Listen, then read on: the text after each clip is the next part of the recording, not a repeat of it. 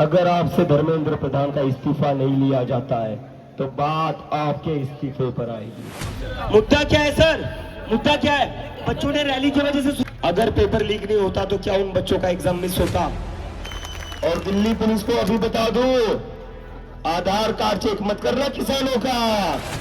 अभी हम इस लड़ाई में अकेले नहीं है, हमारे साथ एक बहुत बड़ी शक्ति जुड़ चुकी है।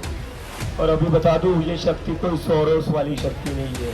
अमेरिका से पढ़ लिख कर आया हूँ, अमेरिका में रहता था, होटल तो बुक कर ही सकता हूँ। मुझे कुछ लोगों ने एडवाइस भी किया, अमेरिका से आ रहे हो, इतनी गर्मी की आदत नहीं है, स्टेज पर कूलर तो लगा लो। ये मरीबा और मैं कोई नेक की स्टूडेंट नहीं हूँ। कितने ईमानदार बच्चे। मैंने तो सुना है आप इस दुनिया के विश्व गुरु हो, मैंने तो सुना है आप महामानव हो, मैंने तो सुना है आप बायोलॉजिकल नहीं हो। तो ये जो है ना कि इसके ऊपर क्यों नहीं बोल रहे हो, इस पार्टी के खिलाफ क्यों नहीं बोल रहे हो, उस पार्टी के खिलाफ क्यों नहीं बोल रहे हो? भाई साहब, पार्टियों के खिलाफ बोलने के लिए नहीं आया हूं मैं। और कल कुछ किसान भाई आए थे, उन्होंने कहा था कि किसान स्टूडेंट्स के साथ खड़ा हुआ है। तो अभी अभी मुझे उनका कॉल आया है, उन्होंने कहा है कि यूपी के किसान 4 बजे तक यहाँ पहुंच रहे हैं। और दिल्ली पुलिस को अभी बता दो, आधार कार्ड चेक मत करना किसानों का। एक बार आपका किसानों के साथ पाला पड़ चुका है, किसानों से पंगा अच्छा नहीं होता, चाहे तो मोदी जी से पूछ लीजिए। और वैसे भी कल किसान भाई कह रहे थे ना, उनके पास पैन कार्ड होता है, उनके पास तो कृषि कार्ड होता है। ठीक है दिल्ली पुलिस वालों, रोकोगे तो नहीं किसानों को? देखो, किसानों को रोक कर रहा, उनसे दुश्मनी मत मोड़ लेना, इस देश का किसान है। अगर वो हार जाता है ना तो क्या होता है, मोदी जी से पूछिए, भाजपा वालों से पूछिए। और दूसरी बात, अभी अभी आशुतोष कुछ किसान संगठन से मिलकर आ रहा है, मैं चाहता हूं आशुतोष आप बताइए। दिन नहीं चलेगा, लेकिन ये आंदोलन तो बढ़ता ही जा रहा है। अभी थोड़ी देर पहले ही भारत किसान यूनियन चेडूनी ने कॉकरोच जनता पार्टी के इस आंदोलन को पूर्ण समर्थन दिया है। चेडूनी साहब से अभी मैं और सौरभ मिलके आए हैं, उन्होंने बोला है कि जल्दी हरियाणा, पंजाब और देश के तमाम किसान युवाओं के लिए, छात्रों के लिए समर्थन में खड़े होने के लिए जल्दी जंतर मंतर पहुंचेंगे। इस देश में न सिर्फ छात्रों और युवाओं को, बल्कि किसानों को, मजदूरों को भी कीड़े मकोड़ों की तरह ट्रीट किया गया है। लेकिन अब जंतर मंतर से ये चीज बदलेगी। बहुत जल्द हमारे किसान भाई बहन आप सब लोगों के बीच मौजूद होंगे। अभी हम इस लड़ाई में अकेले नहीं है, हमारे साथ एक बहुत बड़ी शक्ति जुड़ चुकी है। और अभी बता दूं, ये शक्ति कोई सोरोस वाली शक्ति नहीं है, ये शक्ति कोई अमेरिका वाली शक्ति नहीं है, ये शक्ति इस देश के किसान की शक्ति, इस देश के अन्नदाता की शक्ति है। तो जो लोग बोल रहे हैं आंदोलन चल कैसे रहा है, कौन इस आंदोलन को फंड कर रहा है, कहां से खाना आ रहा है, अब तो किसान आ रहे हैं, किसान आएंगे तो खाना भी लेकर आएंगे। तो कोई भी साथी चिंतित ना होइए, कोई भी ये ना सोचिए कि हम इस लड़ाई में अकेले हैं। अगर इस देश का किसान स्टूडेंट्स के साथ जुड़ जाता है तो धर्मेंद्र प्रधान क्या, उनका जो बॉस है ना, उसको भी जवाब देना पड़ेगा। सारे लोग आराम से बैठ जाइए। और अभी मैं देख रहा था सोशल मीडिया पर एक क्लिप वायरल हो रही है, आप लोगों ने मेरी एक वीडियो वायरल होते हुए देखी होगी, जहां मैं एक होटल के अंदर जा रहा हूं। ये लोग कह रहे हैं कि अभिजीत तो खुद 5 स्टार होटल में रुक रहा है, लोगों को धूप में खड़ा कर रहा है। क्या मैं 5 स्टार होटल में रुक रहा हूं? कहां पर हूं मैं पिछले 3 दिनों से? कहां सो रहा हूं मैं पिछले 2 रातों से? मैं पिछली 2 रातों से जंतर मंतर पर इसी स्टेज पर सो रहा हूं। अगर प्रूफ चाहिए तो आज रात को भी आकर देख लीजिए, पिछले 2 रातों के भी फोटोज मीडिया ने चलाए हुए हैं। तो ये लोग जो वीडियो चला रहे हैं मेरी होटल वाली, वो मैं बता देता हूँ, वो वीडियो है 20 तारीख की। जब मैं एयरपोर्ट से लैंड हुआ था, सोनम सर का मुझे कॉल आया था। नहीं कोई बात नहीं, देखो हम मोदी जी तो नहीं है, सफाई देना, जवाब देना हमारा काम है। ये लोग हमारे साथ जुड़े हुए हैं, भरोसा बना रहना चाहिए लोगों का। अगर मैं ट्रांसपेरेंट नहीं रहूंगा तो मैं किस मुंह से ट्रांसपेरेंसी की डिमांड करूंगा? तो वो वीडियो जो सोशल मीडिया पर चल रही है, वो वीडियो 20 तारीख की है, जब मैं अपने घर से निकला था, दिल्ली एयरपोर्ट पर लैंड हुआ। उसके बाद सोनम सर ने मुझे कहा, अभिजीत प्रोटेस्ट पर जाने से पहले हम थोड़ा मिल लेते हैं, थोड़ी बात कर लेते हैं, उसके बाद प्रोटेस्ट साइट पर चल लेते हैं। तो उसके बाद सोनम सर जिस होटल में रुके हुए थे, मैं उस होटल में उनसे मिलने गया था। उस होटल में मैं बस 15 मिनट रुका था दोस्तों। उसके बाद से मैं जंतर मंतर पर ही अड़ा हुआ हूँ। तो ये जो वीडियो चल रही है, मैं नहीं कह रहा, अगर मैं चाहता तो मैं कह सकता था ये वीडियो AI जनरेटेड है। अगर मैं चाहता तो मैं कह देता ये वीडियो फेक है। वीडियो सच्ची है, लेकिन प्रोटेस्ट के पहले की है। और मैं नहीं रुका था वहां पर, मैं बस सर से मिलने गया था, क्योंकि सर को कुछ जरूरी बात करनी थी। और कौन सी बड़ी बात हो गई, अमेरिका से पढ़ लिख कर आया हूं, अमेरिका में रहता था, होटल तो बुक कर ही सकता हूं। तुम लोग जैसे अनपढ़ गवार तो नहीं है हम लोग। अगर अमेरिका से मैं फ्लाइट करके इस देश में वापस आ सकता हूं, अपने देश में वापस आ सकता हूं, तो होटल तो बुक कर ही सकता हूं। मैं किया नहीं है, लेकिन उतना तो है मेरे पास। तो ये जो लोग प्रोपेगेंडा फैला रहे हैं, अभिजीत देखिए 5 स्टार में रुका है, 5 स्टार में रुका है, उन लोगों को बता दूं, मेरे लिए ये जंतर मंतर ही 5 स्टार है।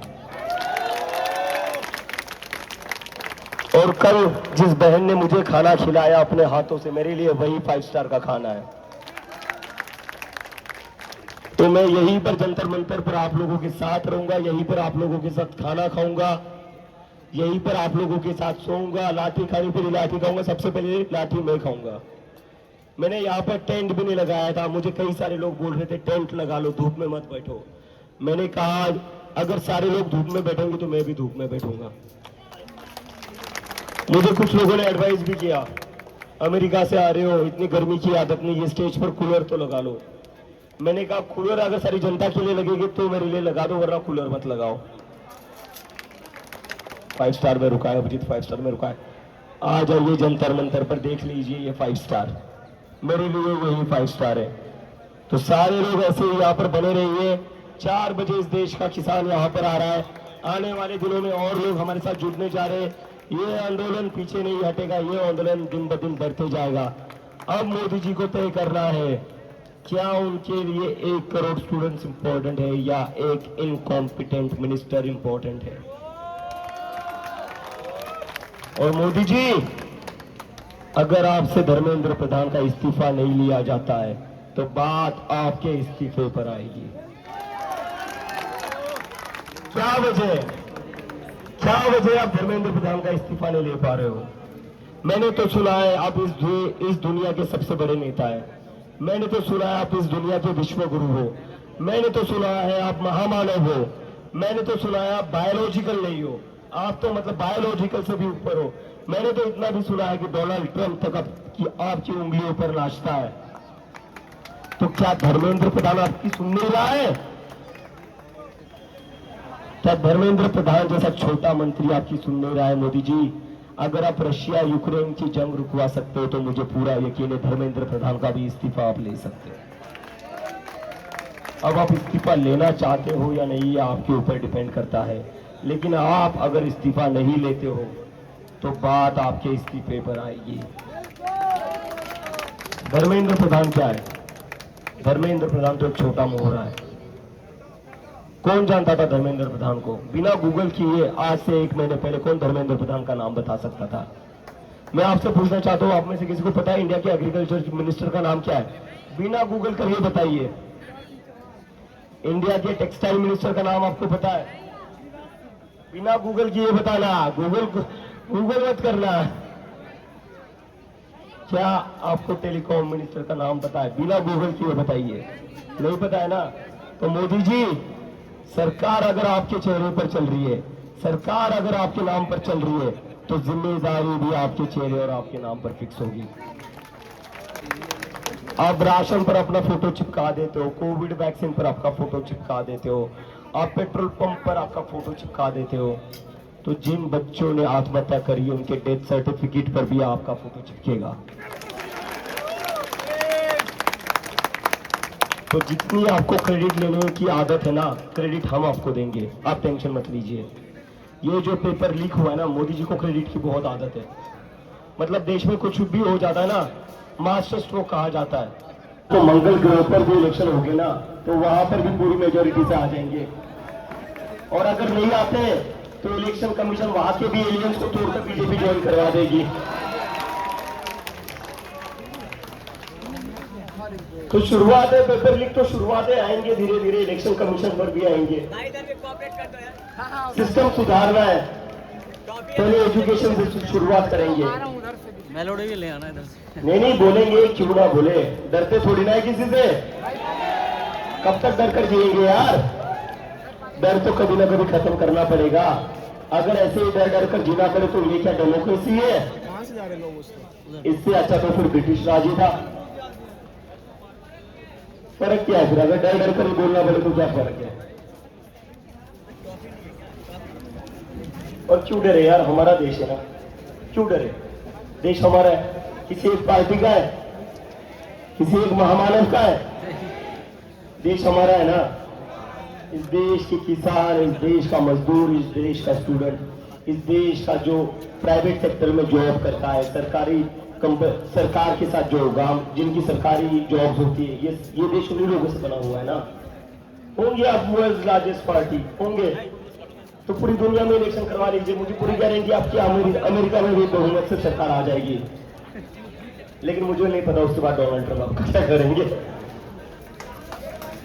अच्छा, मुझे एक चीज समझ में नहीं आती है, नीट के छात्रों पर तो मोदी जी ने एक ट्वीट भी नहीं करा। पूरी दुनिया में कुछ भी हो जाता है। अगर यूरोप में कोई कुत्ता भी गाड़ी के नीचे आ जाए ना, उसके ऊपर मोदी जी ट्वीट कर देंगे। अपने देश के अभी तक 16 से ज्यादा छात्रों ने, 16 से ज्यादा स्टूडेंट्स ने आत्महत्या करी है। क्या उसके ऊपर एक ट्वीट नहीं बनता था? सर आप क्या ट्वीट कर रहे हो? आप ट्वीट कर रहे हो मेलेडी खाओ, कुछ जानते हो। और बस यही नहीं, हमारे अभी भी शिप पर अटैक हुआ था जिसमें हमारे 3 मरीज मारे गए थे। एक झाड़ पर चढ़ा देता है, ये कहता है Modi ji is the strongest leader, Modi ji is very beautiful, I haven't seen a man more beautiful than Modi ji. अब हमारे मोदी जी को अच्छा लग जाता है, उनको लगता है सही में तारीफ होगी, बदले में क्या हो रहा है? बदले में हमारे ऊपर लग रहा है टैरिफ, और हमारे ऊपर टैरिफ लग रहा है। लेकिन डोनाल्ड ट्रंप इतना चालाक है कि खुद का टैरिफ तो उसको जरूर कर दिया, हमारे ऊपर टैरिफ छोड़ दिया। तो मुझे लगता है मोदी जी कोई बात नहीं, बचपन में पढ़ने लिखने का मौका नहीं मिला होगा, हर किसी की मजबूरी रहती है, हर किसी की मजबूरी होती है, मजाक की बात नहीं है। मेरे दादा भी पढ़े लिखे नहीं थे, मेरे दादा भी किसानी करते थे, बचपन में पढ़ लिखने का मौका नहीं मिला होगा। अभी पढ़ लिख लीजिए, वरना कोई भी नेता ऐसे ही बेवकूफ बना देगा और इस देश का नुकसान होगा। आपको इस देश की जनता ने चुना है, तो आपको जो डिसीजन लेने इस देश की जनता के लीजिए, जनता के लिए लीजिए। और डोनाल्ड ट्रंप से डरिए मत, 140 करोड़ लोग हैं इस देश में।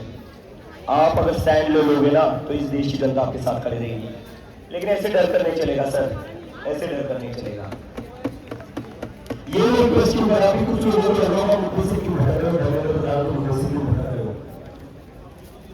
ये भी चीजें जरूरी है, क्योंकि अगर इस ट्रेड डील में बस अमेरिका का फायदा होगा तो हमें जॉब्स कहां मिलेगी? हमारी जॉब्स का क्या होगा? आज जो अनएम्प्लॉयमेंट रेट है वो कैसे कम होगी? वो तभी कम होगी ना जब हम हमारे देश को सबसे पहले रखें। हमने प्रधानमंत्री भारत देश के लिए चुना था या अमेरिका के लिए चुना था? मोदी जी हमारे वोट से प्राइम मिनिस्टर बने या अमेरिकन के वोट से प्राइम मिनिस्टर बने? तो सर ये मेलेडी ना थोड़े दिन के लिए भूल जाइए, कोई बात नहीं। रिटायरमेंट के बाद खूब खाली पेट पर मेलेडी खा लीजिए, कोई दिक्कत नहीं है। लेकिन जब तक आप प्राइम मिनिस्टर होना, असली मुद्दों की बात कर लीजिए। जो देश का एजुकेशन सिस्टम है उसको फिक्स कीजिए, जो पेपर लीक हो रही है उसे रोकिए, और सर, मैं अमेरिका से आया। अमेरिका से आने के बाद मैंने जो सबसे पहली चीज़ की वो ये की कि जिन बच्चों ने सुसाइड किया था मैं उनसे फैमिली से मिलने गया था। राजस्थान में प्रदीप मेघवाल की फैमिली से मैं मिला। नागपुर में आकांक्षा चतुर्वेदी की फैमिली से मैं मिला। प्रदीप मेघवाल के पिता मजदूर है, he is a daily veg labourer. अपनी जमीन गिरवी रखकर उन्होंने लोन लिया था। 10-15 लाख का लोन है ना शु, 10-15 लाख का लोन है। उन्होंने बताया उनके ऊपर 10-15 लाख का लोन है। बेटा तो चला गया, परिवार कर्जे में डूबा हुआ है। आकांक्षा चतुर्वेदी की फैमिली की स्टोरी भी सेम है। मैं यहीं पर हूँ, कोई 5 स्टार होटल में नहीं जा रहा हूँ, यही 5 स्टार है मेरे लिए। अब इसको संभालने के लायक है ही नहीं। Thank you. मेरा नाम मुजीबुर रहमान है। I am from Mewat. जैसे भाई ने कहा कि I was also not prepare about what to speak here because we are not politicians. उन्हें लंबे लंबे परिचय चाहिए होते हैं कि क्या बोलना है। पढ़े लिखे लोग जहाँ माइक मिल जाए, मंच मिल जाए, जहाँ और ऐसा माहौल है, सबको पता है क्या मामला है। और रही बात अकाउंटेबिलिटी की, आई डोंट थिंक सो कि कोई भी अकाउंटेबल इस गवर्नमेंट में है। अकाउंटेबल ये एजुकेशन मिनिस्टर ही नहीं, रेल मिनिस्टर यानी रेल मंत्री, इनका काम क्या है कि कोई भी हादसा हो, कहीं भी नीट लीक हो गया या फिर रेल हादसा हो गया या एविएशन जो अहमदाबाद वो था, ये संवेदनाएं बहुत भरपूर देते हैं। जैसे ये जैसे योजनाएं बनाते हैं लेकिन इनकी कोई योजनाएं नहीं होती। इनकी योजना होता है कि अगला चुनाव कैसे लड़ना है, उसका प्रोपेगेंडा क्या होना चाहिए। तो इनका क्या है कि ये बस संवेदनाएं देते हैं। जैसे हमारे और अभिजीत भाई हैं और बहुत सारे, मेरा सबको सलाम, सबको जो पीछे एक यहाँ पे मौजूद है, जितने भी भाई लोग आप यहाँ हैं, क्योंकि आसान नहीं है गर्मी में यहाँ पे चल के आना। मैं जब आया था तो मैंने अपने दोस्त से पूछा कि यार चलो वहाँ पे चलते हैं, प्रोटेस्ट है, अच्छी आवाज़ है, हमें अपने हक के लिए लड़ना चाहिए। यार इतनी धूप है, कौन चले, क्यों जाना, क्या कॉकरोचेस, क्या शेर बनो। शेर भूखा तो रहे, शेर कमरे में पड़ा रहेगा लेकिन उसे आवाज़ के लिए, हक के लिए नहीं आवाज़ उठानी। क्योंकि जब भी मैं 3rd फ्लोर पे चढ़ता हूँ तो मेरे को कॉल करके कहता है कि आप जब ऊपर नीचे से आओ तो मेरे लिए कुछ उठा के ले आए। शेर चल नहीं सकता अपने खाने के लिए, शेर अपनी आवाज़ के लिए आवाज़ नहीं उठा सकता अपने। तो हम सबको बाहर आना होगा। और मैं स्पेशली नीट एस्पायरेंट्स और उनके गार्जियन से अपील करना चाहूँगा कि अब तक जो हम आपकी लड़ाई, अभिजीत भाई, सौरभ भाई और आप सब लोग एक जो यहाँ पे मौजूद है, जो यहाँ पे मौजूद है, जो हम सब आपकी लड़ाई लड़ रहे हैं, आपको आगे आना चाहिए, अपने पेरेंट्स के साथ आगे आना चाहिए, इसमें कंट्रीब्यूट करो और इसके आगे लेके चलना है इस प्रोटेस्ट को। ये बेयर मिनिमम, भाई ने कहा था ना कि ये तो बेयर मिनिमम इस्तीफा दें, क्योंकि ऐसी कोई कमी नहीं है कि इन्होंने सिर्फ नीट लीक कराया हो कि यही इनसे गलती हो। ऐसी बहुत सारी गलतियां हैं। खैर अभी के लिए ये मुद्दा, इन्हें इस्तीफा देना चाहिए और जब तक ये इस्तीफा नहीं देंगे हम यहाँ से हटने वाले नहीं हैं। दिन रात, महीने, हफ्ते, साल, जितना लगेगा वक्त, हम यहीं बैठे रहेंगे। इस्तीफा देना होगा। जय हिंद। मैं मरीबा और मैं कोई नीट की स्टूडेंट नहीं हूँ। मैं 11th में हूँ और मेरी बहन जो है वो 3 साल से नीट की तैयारी कर रही है। और मेरे फादर का ये ड्रीम था कि मैं भी डॉक्टर बनूँ। लेकिन देश के जो ये हालात चल रहे हैं, जो शिक्षा मंत्री जो कर रहे हैं, आप लोग तो वो सब देख ही सकते हो। तो मेरे पापा उस चीज़ को देख कर के बोल रहे हैं तुम छोड़ो, अपना गोल हटाओ, तुम कोई और चीज़ बन जाओ। तो हम इनकी वजह से अपना ड्रीम और अपना गोल क्यों छोड़े? इन्हें अपनी सीट छोड़नी पड़ेगी। हम अपना ड्रीम क्यों छोड़ेंगे भाई? ये अपनी सीट छोड़े, हमारा जो ड्रीम है वो तो हम पूरा करेंगे ना।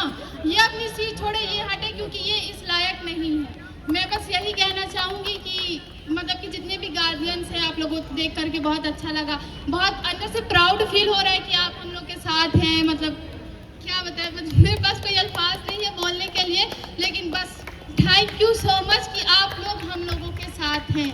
और क्या ये मतलब कि हम लोग तब तक यहाँ रहेंगे जब तक ये अपनी सीट ना छोड़े और इन्हें अपनी सीट छोड़नी होगी। फिर यही बात है।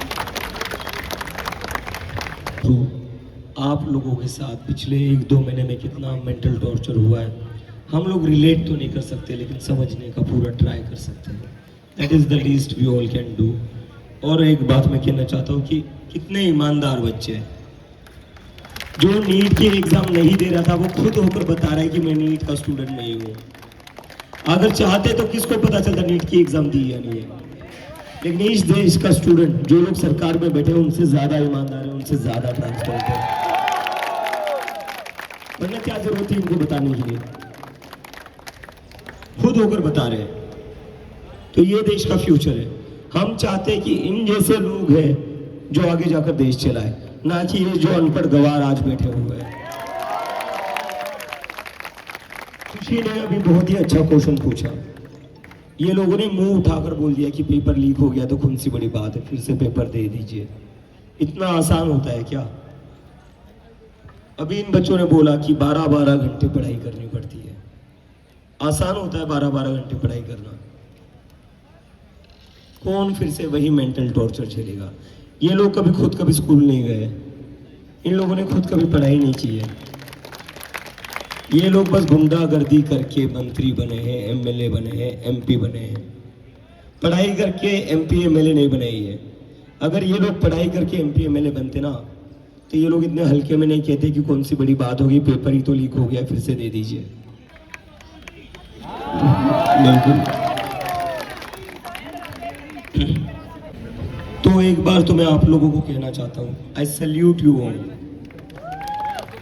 बिकॉज ये लोग अभी 20 साल के भी नहीं हुए हैं, फिर भी इन लोगों ने वो हिम्मत दिखाई है जो कई सारे बड़े बड़े लोग नहीं दिखा पा रहे। आज के वक्त इस सरकार के खिलाफ बोलना सबसे बड़ा ब्रेवरी वाला एक्ट है। आसान नहीं है इस सरकार के खिलाफ बोलना। लाठी पड़ सकती है, जेल जा सकते हैं, लेकिन फिर भी ये लोग बोल रहे हैं। 18-19 साल के बच्चे हैं। We all must salute this people, they are the real heroes. हम लोगों का तो हो गया, पढ़ाई हो गई, सब कुछ हो गई है। इन लोगों का तो पढ़ाई शुरू हुआ है, करियर अभी स्टार्ट हुआ है, लेकिन फिर भी उसके बाद भी ये लोग सामने आकर बोल रहे हैं। चाहते तो ये भी घर पर बैठे रह सकते थे, चाहते तो ये भी बस सोशल मीडिया पर पोस्ट डाल सकते थे, but they decided to be here, and that is a big statement in itself, that we are not afraid, that these kids are not afraid of the goons who are sitting in power today. गुंडों से डरने वाले नहीं। ये जो लोग गुंडे मवाली बैठे हुए हैं ना आज सत्ता में, इनसे डरने वाले नहीं है। और जब इनके जैसे पढ़े लिखे लोग सामने आएंगे, पढ़े लिखे लोग सवाल उठाएंगे ना, तो ये गुंडे मवालियों की सत्ता ना ऐसे चली जाएगी, ऐसे चली जाएगी। आज बस ये 10 बच्चे सामने आए, कल को जाकर 100 बच्चे आएंगे, ये 100 के 1000 होंगे। आज जो इन्होंने किया है, दैट इज अ स्पार्क जो इंस्पायर करेगा आने वाले सभी बच्चों को, सारे जेनजी को इंस्पायर करेगा to speak up and question the government. नहीं है, मैं बहुत दिनों से सारे लोग मुझे क्वेश्चन पूछ रहे कि अभिजीत जेनजी को भड़काना चाहता है, कॉकरोच जनता पार्टी जेनजी को भड़काना चाहती है। गवर्नमेंट से क्वेश्चन पूछना भड़काना होता है क्या? अगर बच्चों की सुध हो जाए तो उस पर आवाज उठाना भड़काना होता है क्या? तो मतलब हमने आप लोगों को किस लिए चुना है? हम लोगों ने आप लोगों को बस 5 स्टार होटल्स में रुकने के लिए चुना है, एक प्राइवेट चार्टर्ड प्लेन में घूमने के लिए चुना है हमने? आप क्या चाहते हो? आप लोग सारे मजे करो, रिजॉर्ट पॉलिटिक्स करो, बड़े बड़े रिजॉर्ट्स में रुको, बड़े बड़े होटल्स में रुको, इंटरनेशनल टूर करो और आपसे कोई सवाल ना पूछे। मतलब बेसिकली आप ये चाहते हो कि हमारे टैक्स के पैसों पर, इन बच्चों की कॉलेज फीस के पैसों पर आपका टूरिज्म चलता रहे, ये चाहते हो आप? अगर इतना ही शौक है ना तो ट्रैवल इन्फ्लुएंसर बन लीजिए, एक इंस्टाग्राम चैनल खोल लीजिए, इंस्टाग्राम चैनल चलाइए, सरकार किसी और को चलाने दीजिए, एजुकेशन मिनिस्ट्री किसी और को चलाने दीजिए। आपको बस एज ए टूरिस्ट घूमना है सारे दुनिया में, उसकी रीलें काट काट कर डालनी ना, तो ट्रैवल इन्फ्लुएंसर बन जाइए, बहुत बड़ा फ्यूचर है आपका उसमें। लेकिन आपके रहते हुए इस देश का कोई फ्यूचर नहीं है। Thank you all for being here, for coming here today. बहुत सुन लिया हमने विश्व गुरु के मन की बात, बहुत सुन लिया हमने महामानव की मन की बात। आज हमने पढ़े लिखों की बात सुनी है, पढ़े लिखों के मन की बात सुनी है। तो किसको किसको लगता है कि पढ़े लिखों वालों की मन की बात ज्यादा बेटर है? हाथ खड़े करके बता दीजिए। तो अगली बार मेन स्ट्रीम मीडिया तो यहाँ नहीं आई है, वो बॉयकॉट कर रहे हैं। जरूरत भी नहीं है, जरूरत भी नहीं है। बच्चों ने पूछा अगली बार जब आप मोदी जी का इंटरव्यू करिए ना, तो ये पूछिए कि आप कितने घंटे पढ़ाई करते थे, ये मत पूछिए आप आम कैसे खाते हैं। मोदी जी से पूछिए आप फिजिक्स कितने घंटे पढ़ते थे, केमिस्ट्री कितने घंटे पढ़ते थे, बायोलॉजी कितने। ये तो नहीं पढ़ा है उन्होंने पढ़ी है एंटायर पॉलिटिकल साइंस, पता नहीं कौन सी डिग्री है, मैंने तो नहीं सुनी है। किसी ने सुनी है? आप में से किसी ने सुनी है? मुझे लगता है ये डिग्री का इन्वेंशन बस मोदी जी के लिए हुआ था, तो मैंने तो ऐसी कोई डिग्री नहीं सुनी है। लेकिन मेरी मीडिया से ये रिक्वेस्ट है, अगली बार जब आप मोदी जी का इंटरव्यू करिए तो वही क्वेश्चन पूछिए जो इन बच्चों ने पूछा है कि मोदी जी आप कितने घंटे पढ़ाई करते थे, आप थकते नहीं है, आप आम कैसे खाते हैं, मेलेडी कितनी चॉकलेटी होती है, ये सारे क्वेश्चन मत पूछिए। इन सारे क्वेश्चन से देश की समस्याओं का हल नहीं निकलना है। This type of silly, stupid, nonsense questions are not going to solve any problem of India. Print हो रहा है, वही से पेपर लीक हो रहा है। अगर 17-18 साल के बच्चों को समझ में आता है तो धर्मेंद्र प्रधान जी आपका साबुन थोड़ा स्लो है क्या? आपके दिमाग में बात नहीं जा रही है अभी भी कि पेपर कहां से लीक हो रहा है? मतलब क्या चल रहा है? ठीक है, हम समझते हैं आप पढ़े लिखे नहीं हो, हमें पता है आप सारे लोग जो सत्ता में बैठे हो कभी स्कूल गए नहीं हो, स्कूल गए भी होंगे तो बस टिफिन खाने के लिए जाते होंगे। होते ऐसे लोग होते हैं।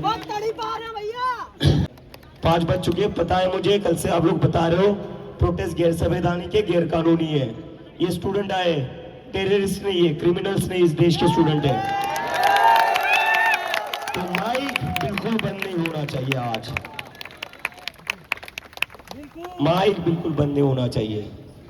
जैसे मोदी जी की आप मन की बात सुनते हो ना, मुझे पता है आपको जबरदस्ती सुनाई जाती है, मुझे पता है। हम वीडियो देखते हैं, सारे लोगों को नींद आती है, बड़ी बड़ी स्क्रीन पर लगा देते हैं। मित्रों, आज मैं आपसे कुछ कहना चाहता हूँ।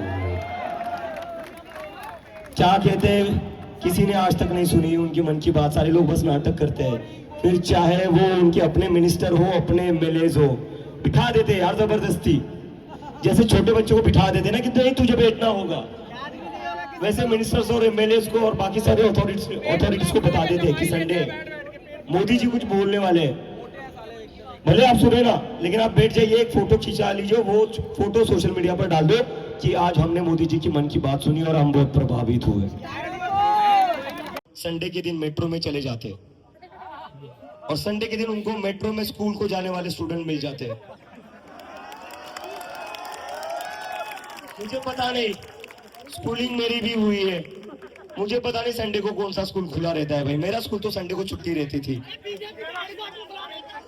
पता नहीं मोदी जी कहीं पर इनॉग्रेशन करने चले जाते संडे को, और हर संडे को स्कूल यूनिफॉर्म में वहां बच्चे उनको मिलने आ जाते हैं। लेकिन मुझे लगता है कि हाँ, एक एम्बुलेंस है, उस एम्बुलेंस, चाहे इस देश में किसी की नौकरी पक्की हो ना हो, एक एम्बुलेंस ड्राइवर की नौकरी पक्की है जो हर बार मोदी जी के कॉन्वॉय में पीछे पीछे चलता है, उसकी नौकरी पक्की है, वो सेट है। अरे वो भी है, 3-4 जो विदेश में हुआ करता है मोदी का। कोई बात नहीं, तो मेरे दिमाग में आइडिया है। मुझे ये लगता है ना, मोदी जी संडे को भी बच्चों को यूनिफॉर्म में इसलिए बुलाते हैं, शायद उनको बच्चों से बहुत प्यार है, उनको बहुत अच्छा लगता होगा बच्चों से मिलना, उनको बहुत अच्छा लगता होगा बच्चों से बात करना, वरना क्यों संडे को स्कूल यूनिफॉर्म में मेट्रो में बुलाएंगे? तो Modi ji, mister prime minister of India, आज मैं जंतर मंतर से आपसे कहना चाहता हूं, यहाँ पर कुछ स्टूडेंट है जो आपसे मिलना चाहते हैं, बहुत पसंद है। 12 साल से आपकी ही सुन रहे हैं हम, इतनी सुन रहे कि अब तो हमें आपके भाषण भी रट गए। वही होना है, जवाहरलाल नेहरू जब प्रधानमंत्री थे तब ये हुआ था, जवाहरलाल नेहरू तब प्रधानमंत्री थे तब वो हुआ था, कांग्रेस की सरकार जब थी तब ये हुआ था, कांग्रेस की सरकार जब थी तब वो हुआ था। अरे सर, इसलिए तो आपको चुनकर भेजा था, इसलिए तो आपको चुनकर भेजा था। मतलब जवाहरलाल नेहरू की आत्मा हर रात को परेशान होती होगी, वो सोचते होंगे कि जितना मुझे मेरी फैमिली याद नहीं करती उतना ये मोदी जी याद कर लेते हैं हर दूसरे को। और मुझे तो लगता है कहीं ना कहीं जेलसी है, कहीं ना कहीं जेलसी, जलन है, because Jawaharlal Nehru was one of the greatest Indian. this country ever had.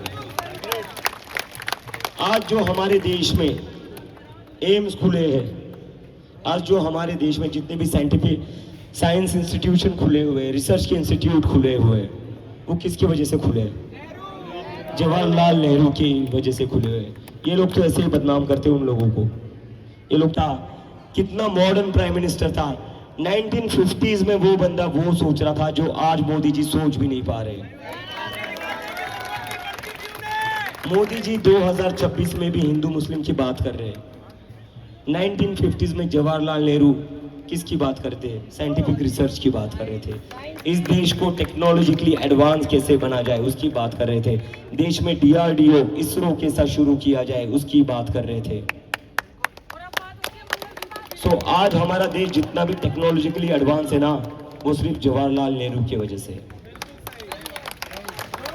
और मुझे लगता है ये मोदी जी की जलन है। सर जलने से कुछ नहीं होगा, बराबरी करिए, बराबरी करिए। अगर नेहरू जी ने माइक को क्या हो गया, पुलिस सर बंद तो नहीं कर रहे हो? अगर जवाहरलाल नेहरू जी ने 10 एम्स खोल दिए थे तो मोदी जी आप 100 खोल दीजिए ना, तब आप नेहरू से बड़े बन जाएंगे। पढ़ाई लिखाई कर लीजिए, आप उनसे बड़े बन जाएंगे, कौन सी बड़ी बात है। तो मेरी फिर से रिक्वेस्ट है मिस्टर प्राइम मिनिस्टर से, these are the students who are ready to meet you. डरिए मत, डरिए मत सर, बच्चे हैं, आपकी फैमिली नहीं है, हमें पता है, और उसमें कुछ गलत बात नहीं है। हर किसी का अपना डिसीजन होता है, he is free to have his decision. उनकी पर्सनल लाइफ है, उस पर मैं कमेंट नहीं करूंगा। लेकिन ये बच्चे आपके पोतों की उम्र के हैं, तो डरिए मत sir. Please accept our proposal. These students wants to come and meet you and want to share their experience of going through the trauma. ये लोग आपसे अपना अनुभव शेयर करना चाहते हैं मोदी जी, जो ये लोग झेल रहे पिछले 1-2 महीने से पेपर लीक के कारण। तो एक बार सर प्लीज इन बच्चों की बात सुन लीजिए, आपको भी पता चलेगा इस देश में क्या चल रहा है। जब तक आप सुनेंगे नहीं, आपको पता नहीं चलेगा, तब तक आप ठीक कैसे करोगे? आप ठीक कैसे करोगे? हाँ जी, क्या क्वेश्चन है? हाल ही जैसे जो 21 कर्नाटका बेंगलुरु में नीट का एग्जाम हुआ है और वहाँ पे कांग्रेस की प्रदर्शन रैली के चक्कर में जो 3 बच्चों को पता लगा कि एग्जाम जी, तो भाई उससे हमारा बीजेपी का क्या मतलब आउटरीच क्या है, उससे हमारा कांग्रेस क्या है? देखिए मैंने उस पर बहुत सीधी बात बोली। बच्चे लेट हुए री एग्जामिनेशन के लिए। एक सेकंड, मैं आ रहा हूँ, उस पर आ रहा हूँ। एग्जाम री एग्जाम हुआ है, पेपर लीक हुआ है। अगर पेपर लीक नहीं होता तो क्या वो बच्चे अपना एग्जाम मिस करते? पहली बार तो उन्होंने एग्जाम दे दिया था सर, दिया था या नहीं दिया था? अगर पेपर लीक नहीं होता तो क्या उन बच्चों का एग्जाम मिस होता? नहीं होता ना। और दूसरी बात, क्या हो गया स्पीकर को? आवाज आ रही है? और दूसरी बात, कितनी मिनट की देरी हुई थी? 4 मिनट की देरी हुई थी, उसमें पेपर में बैठने नहीं दिया। 16 बच्चों की मौत हुई है, उसके बाद भी धर्मेंद्र प्रधान कैसे शिक्षा मंत्री बना हुआ है? अगर आपसे बच्चों की 4 मिनट की देरी नहीं बर्दाश्त हो रही है, हम 16 बच्चों की मौत कैसे बर्दाश्त कर लें? और सर मेरा कांग्रेस से कोई लगाव नहीं है।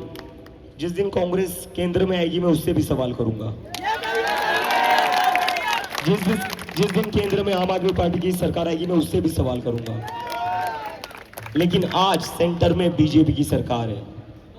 अगर चाहते तो उन बच्चों को एग्जाम देने देते। धर्मेंद्र प्रधान को बनाए रखा है ना आपने मिनिस्टर 16 बच्चों की मौत के बाद भी, तो 4 मिनट की देरी के बाद इन बच्चों को एग्जाम में क्यों नहीं बैठने दिया? तो बैठने दिया। तो ये जो है ना कि इसके ऊपर क्यों नहीं बोल रहे हो, इस पार्टी के खिलाफ क्यों नहीं बोल रहे हो, उस पार्टी के खिलाफ क्यों नहीं बोल रहे हो? भाई साहब पार्टियों के खिलाफ बोलने के लिए नहीं आया हूं मैं। कौन सी भी पार्टी हो, मैं पार्टियों के खिलाफ नहीं बोलूंगा, मैं उनके अगेंस्ट बोलूंगा जो आज देश संभाल रहे हैं। क्योंकि हमें उम्मीद है उनसे, क्योंकि वो ये देश चला रहे हैं। तो देश जो चलाएगा सवाल उससे होगा। आज ये लोग चला रहे, कल को और जो चलाएगा हम उससे सवाल करेंगे। तो इन चीजों में मत पड़िए। आप इस पार्टी पर क्यों नहीं बोल रहे, उस पार्टी पर क्यों नहीं बोल रहे? जो पार्टी जिम्मेदार होगी केंद्र में आने के बाद उनके ऊपर सवाल करेंगे। और कोई डाउट है किसी को?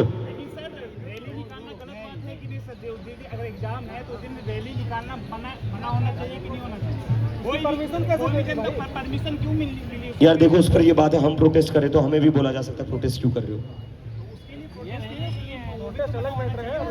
नहीं, हाँ रैली शायद नहीं निकाली जा सकती थी, नहीं निकाली जानी चाहिए थी, हो सकता है ऐसा, नहीं निकाली जानी चाहिए थी, लेकिन उसके बाद भी मुझे लगता है 4 मिनट की देरी कोई बड़ा क्राइम तो नहीं था। पेपर लीक हुआ था भाई साहब, ये भूलिए मत। वो बच्चे लेट क्यों हुए? पेपर लीक हुआ है, अगर पेपर लीक नहीं होता तो क्या उन लोगों को दोबारा जाने की जरूरत पड़ती? अरे भाई साहब, पेपर लीक नहीं होना चाहिए। पेपर लीक नहीं होना चाहिए सर। मुद्दा क्या है सर? मुद्दा क्या है? बच्चों ने रैली की वजह से सुन किया है। मुद्दा क्या है? पेपर लीक हुआ है। जो रैली होती है उसकी अनुमति होती है वो सरकार देती है। नहीं, एक सेकंड देखिए, नहीं देखिए, आप लोग ना समझ नहीं पा रहे हो। बच्चे क्यों सुसाइड कर रहे हैं? बच्चे इसलिए सुसाइड कर रहे हैं क्योंकि रैलियां निकल रही है। 4 मिनट की देरी पे ये सरकार की गलती है। 4 मिनट बैठना चाहिए उन्हें। ये नहीं बोल रहा हूँ कि जो एग्जाम देने के लिए गए वो भी एग्जाम नहीं दे पा रहे। अरे रैली क्यों हुई यार, वो सब बोलना। हेलो भाई साहब, आप समझ नहीं रहे हो। नहीं, कोई बात नहीं। अरे नहीं, लोकतंत्र है यार। एक सेकंड, अरे साइड में हट जाइए, आप साइड में हट जाइए, आ जाइए इधर। डेमोक्रेसी है, बोलने दीजिए, डेमोक्रेसी है।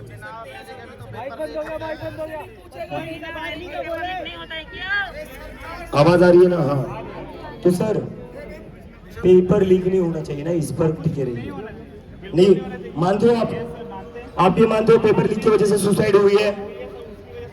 पक्की बात है, आप श्योर हो? फैमिली का बहुत नुकसान हुआ है, लेकिन मैं इसकी बात कर रहा हूँ कि जब भी स्टूडेंट का एग्जाम्स होता है तो हमें सब कुछ मना कर देना चाहिए।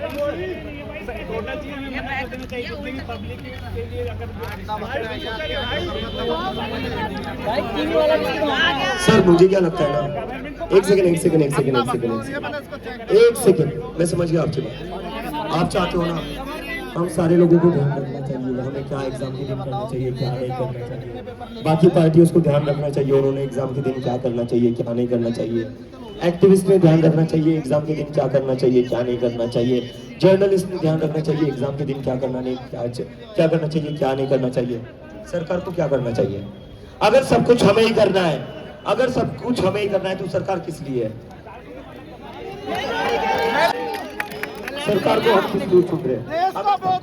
अगर सारे प्रिकॉशंस हमें ले रहे हैं, अगर सारे सेफ्टी में, अरे बात कर रहा हूँ भाई, आप लोग इसमें मत बोलिए। एक सेकंड, बात हो रही है, अब आ जाइए इधर। नहीं, मैं समझ गया आपकी बात। अगर सारे प्रिकॉशंस हमें लेने हैं, अगर सारे, हाँ जो कंपनी प्रॉफिट कर रही है ऑलरेडी उसको बेच दिया है, घाटे में नहीं और अपने आप को भेज नहीं, उसमें भी नहीं। मुझे लगता है पेपर लीक आप रोक दीजिए, वहीं पर बात खत्म हो जाएगी। पेपर लीक जानी चाहिए, ठीक है? दे रहे हो, श्रद्धांजलि देना चाहते हैं हम नीट के बच्चों को। क्यों कैंडल नहीं लाने दे रहे हो आप? क्या मजाक लगा रखा है? श्रद्धांजलि देना भी क्राइम हो गया इस देश में। या एयरफोर्स को बोल दे कैंडल भेज दे। पुलिस वालों से मेरी रिक्वेस्ट है, बैरिकेड पर कैंडल मत रोकिए सर। जिन नीट के स्टूडेंट्स ने सुसाइड करी है उन स्टूडेंट्स को श्रद्धांजलि देने के लिए कैंडल्स लगाए हमने। अगर कैंडल अंदर नहीं आएंगे तो मैं खुद बाहर जाऊंगा।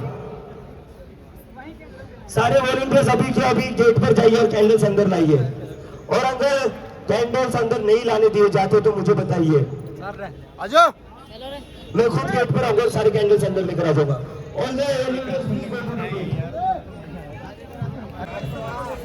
पुलिस वाले अंकल, स्टूडेंट्स को श्रद्धांजलि देना क्राइम है क्या? बताइए क्या चल रहा है सर? कैंडल्स क्यों रोक रहे हो सर आप? कैंडल से क्यों रोक सर आप?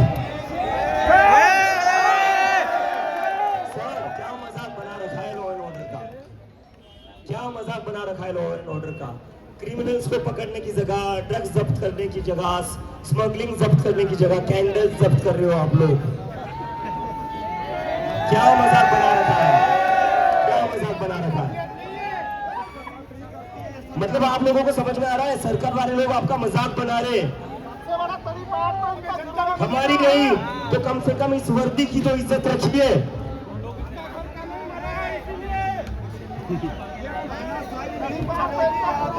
कैंडल जब्त कर लिए जा रहे भाई साहब, मैं पहली बार सुन रहा कैंडल जब्त कर लिए जा रहे जैसे पता नहीं सोना हो, जैसे पता नहीं कोई डायमंड हो, कैंडल्स तक जब्त कर लिए जा रहे। वॉलंटियर्स अभी क्या अभी कैंडल्स लाओ। तो ये थी पूरी स्पीच अभिजीत दीपके की। और देखिए किस तरीके से कैंडल ये हो, चाहे सुरक्षा कारण हो, चाहे आधार चेक करना हो, बार बार पुलिस को इस तरीके से तंज करना, इस तरह से प्रोवोक करना, इस तरीके से एक तरह से धमकाना कहा जाएगा। कैसे देख रहे हैं आप? पूरे बयान सुने। और कांग्रेस के ही सब नेहरू से लेके एम्बुलेंस तक जो भी उनके वायरल किए जाते हैं मुद्दे, उन्हीं सब के ऊपर जवाब मांगते हुए आप अपनी राय जरूर बताएं।